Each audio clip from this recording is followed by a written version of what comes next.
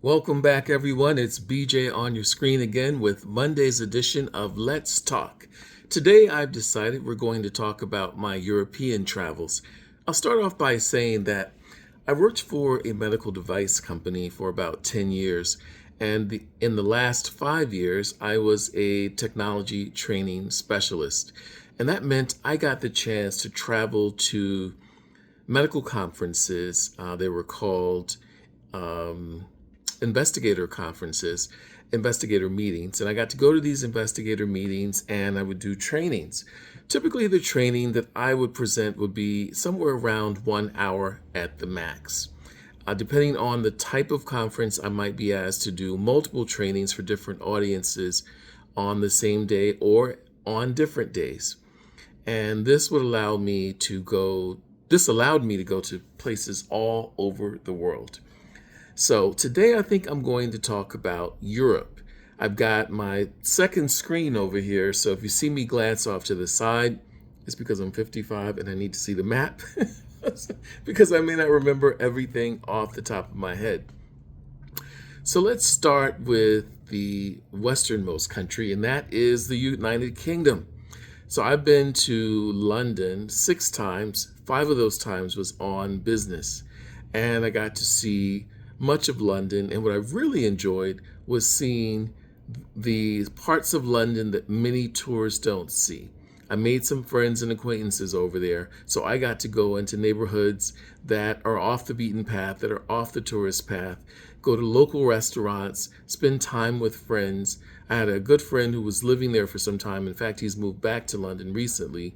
And I got to spend a day with him. I had flown into London and I had a 12-hour layover before I went on to Asia. So at the time I had messaged him a few days before and I said, hey, I'm coming into London, Heathrow Airport. I have a 12-hour layover. I don't want to sit in the airport lounge for 12 hours. Can I come hang out with you for a bit? He said, sure. And he let me know that there was an express train that went right from the London Heathrow Airport down to his house in London. So I took the train, got off at the main train station. I don't remember the name of it. And then I took a taxi over to this place, which was like 5 minutes. And I spent the day with my good buddy.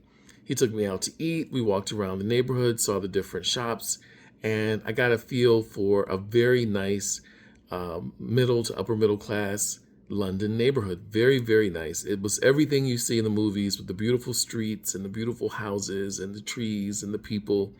And I had a traditional English breakfast. Not my favorite, but it was a good experience to try it. And then I came back to his place because I was jet lagged, and I think I slept for about an hour. And then we went out again and we had lunch. And then after that, I got my backpack and I went back to the airport. So that was an amazing experience. On other times, I'd been to London on those other occasions for conferences, and I got to meet other people that I had met online or either through organizations that I'm a part of. So that was always a lot of fun. One of my other more memorable trips was when I got to go to Paris, France. I was in France for, or as they say, France, I was in France for about 5 days, which is pretty long for the kind of trips that I did. Typically, the trips would be for one conference anywhere from 1 to 3 business days. This conference was spread out over 5 days, and I had to do 3 separate presentations. Um, but what this did allow was my presentations were only about an hour each time. And then I had to spend some time at a vending table as well. But even then, I had a lot of free time. So I was able to go to the Louvre Museum and Museum of Art. And of course, I got to see the famous Mona Lisa. I went to all over the museum, and I was amazed at how much Egyptian artifacts they had. In fact, at one point, I said to myself, is there anything left in Egypt? Of course there is, but the Louvre has so many Egyptian artifacts. It was incredible. And I got to look at those. I spent a lot of time looking at those. In fact, I went to the Louvre on 3 separate days and spent time there. I also went to the Eiffel Tower And I see online when a lot of people go to France, they just take a picture at the base of the Eiffel Tower. I don't think a lot of people know that you can go inside and take an elevator ride up to the top of the Eiffel Tower, and you get the most beautiful romantic view of the city. I found that very interesting. And so I went in, I took an elevator ride. There are two levels. So I took an elevator ride to the first point, which is about halfway or a bit more than halfway up the tower. And then I think there was a smaller elevator that takes you all the way to the very top. I didn't go all the way to the very top because I'm claustrophobic and I don't like really small places like that, a tiny elevator. But I got a great view on the main platform, the main viewing platform that I was on. And I had mentioned to you guys in a previous episode that I make these books, these photo books that I have to remember my trips. So here, I'm reaching over, is one of my books. So here you can see me. This was 2017. I'm standing there on a bridge over the Seine River. There is the Eiffel Tower in the background. Here's another picture of me. You can see the Arc de Triomphe in the background. So that was an amazing trip. I really had a good time in Paris. I was with my clients. They took me to some very interesting upscale French restaurants. I have to say that my palate is not very sophisticated. I grew up with a Southern grandmother who grew up in a rural town in Alabama, and I'm accustomed to Southern and soul food. I've expanded my palate because of my travels. I have tried many new things. So I did try some new things. I tried foie gras when I was in Paris. I was with my clients and they had ordered it and they insisted that I try it. In any other circumstance, I would never have tried it. But I tried it and it was okay. I ate a little bit of it just to appease them and to kind of get them to leave me alone. Not something I would order just because of the tradition of overstuffing the goose or the duck, but it was all right. I think I also had at another restaurant a sort of bone marrow dish. That was interesting too. Not something I'd probably eat on my own. It was like a huge cow bone, a beef bone.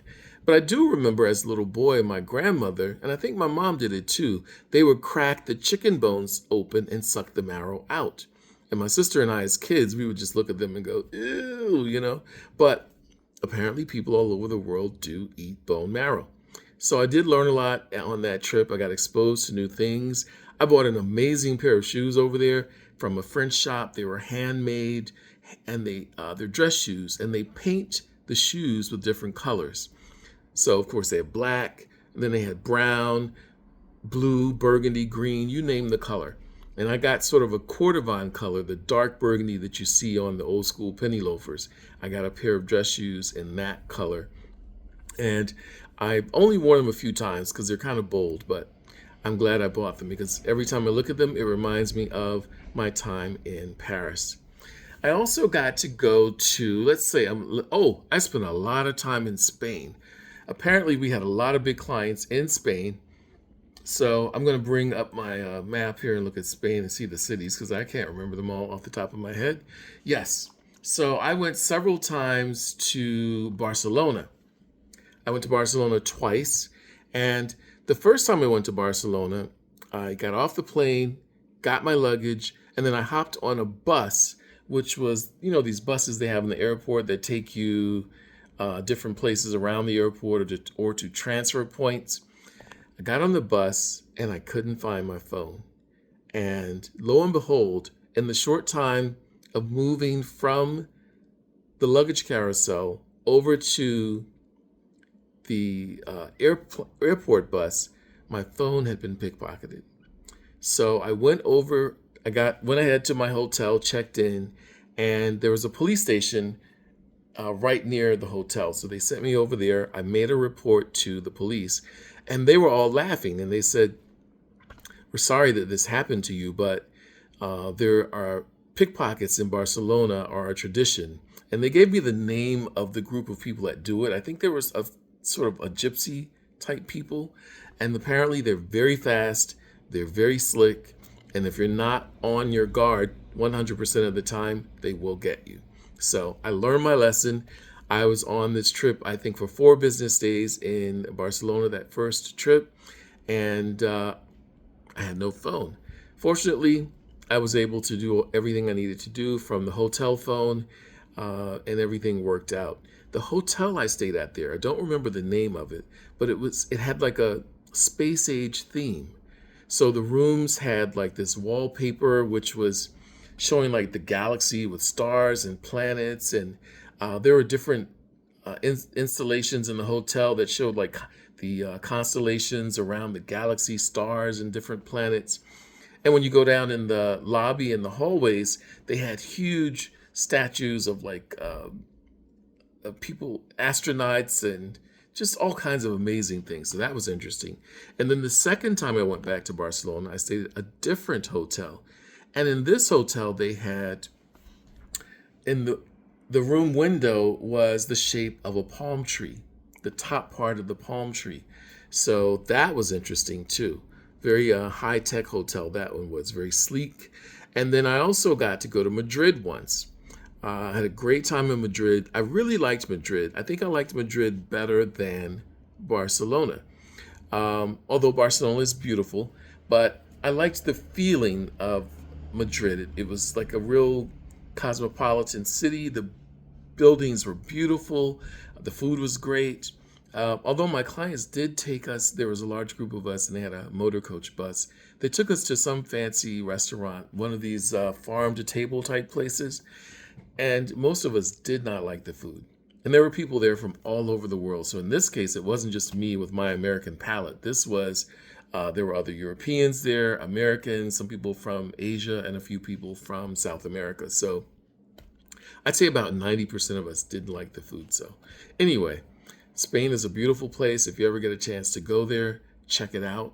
Before I go, I want to show you guys a few more pictures from my book. So I'm going to reach over and get them. Now here's some photos from when I went to Cuba. I may have mentioned I had the chance to go to Cuba 5 times. So here's a picture from the beach called Little Curve Beach. You can go about, I don't know, 50 yards out, and the water's only to your ankles. Amazing. Here are some of the legendary vintage cars that they drive in Cuba. You'll see a truck here, and if you look closely, that building is missing like the whole second floor. And then here you'll see a very nice vintage car that was in the heart of downtown Old Havana near the Capitol building. So yeah, these are some of the books that I make with for my trips. This picture was in Singapore. Oh God, I gotta tell you about Singapore in another episode. But we're already at 13 minutes and I've only talked about Spain and London. So we'll come back. Like I told you guys, there are going to be a lot of episodes. It's going to take a lot of time for me to get through these. I hope you like the content. If you do, like, comment, share, and subscribe. Tell your friends, tell your family, share it with someone who's interested in travel or who's interested in just hearing a middle-aged guy ramble, right? So I forgot to tell you what I'm wearing today. Today I'm wearing a Fear of God hat and I'm wearing an Adidas shirt. Don't ask me why. It's just something I pulled out of the closet. So I hope you guys have a great evening and enjoy Tuesday. I will be back on Wednesday, and I'm hoping at some point to still learn how to put pictures into the videos so you can have something to sort of correlate to when I'm discussing certain things in certain places. I've learned that I'm going to have to install an editing app on my phone because the app on my phone can only do so much. So I'm thinking about that and which app I'll choose. I've watched a few videos on YouTube. If anyone has any opinions on that or any thoughts on that, let me know that as well. Take care, be well, and I'll see you guys on Wednesday. Peace.